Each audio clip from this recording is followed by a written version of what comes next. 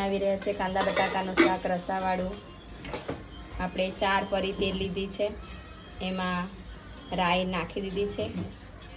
હવે રાઈ તતડે એટલે આપણે કાંદા બટાકા નાખીશું. તોડી દીધી છે. હવે આપણે એમાં એક તમાલપત્ર નાખ્યું છે અને હિંગનો વઘાર કરીશું. થોડો લીમડો ગમે છે એટલે કઢી લીમડાવાળું બનાવી રહ્યા છે. કઢી લીમડો ઓપ્શન છે, તમારે લાગતું તો નાખી શકો છો, પરંતુ લીમડો આપણે જાણીશું કેટલું હેલ્ધી છે. એટલે કાંદા બટાકા નાખી દઈએ. કાંદાને થોડા આપણે સાતળી દઈશું. બધું પ્રમાણે મીઠું નાખીશું એટલે કાંદા થોડા ઝડપથી મુલાયમ થઈ જશે. મીઠું પહેલેથી નાખી દેવાથી એનાથી પાણી છૂટું પડતું હોય છે એટલે ઝડપથી શાકભાજી જે છે એ ચડવાનું સ્ટાર્ટ થઈ જાય છે. હવે આપણે ઊંચા મસાલા નાખી દઈશું. હળદર નાખીશું, લાલ મરચું કશ્મીરી છે એટલે અમે તો બિલકુલ પણ તીખું નથી ખાતા, માપનું ખાઈએ છીએ. અને ધાણા જીરું પેસ્ટ, ધાણા જીરુંનો પાવડર નાખીશું આપણે. શેકેલું ધાણા જીરું જે સિઝનમાં આપણે ભરીએ છીએ તે શીખીને વાટી તો અમે ઘરમાં જ વાટીએ છીએ. ઉમેરીશું. થોડો કાંદો મુલાયમ થઈ જશે એટલે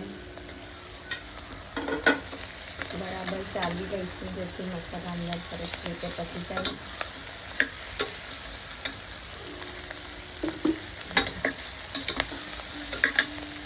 એમાં આપણે આદુ મરચાં લસણની પેસ્ટ નાખીશું.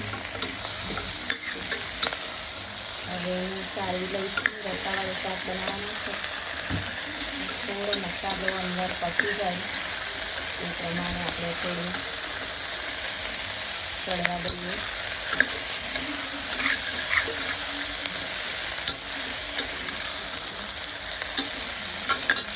બધા ધાણા આમાંથી શાકમાં પહેલેથી નાખી દેવાથી તે ખૂબ જ ઉભરીને આવે છે.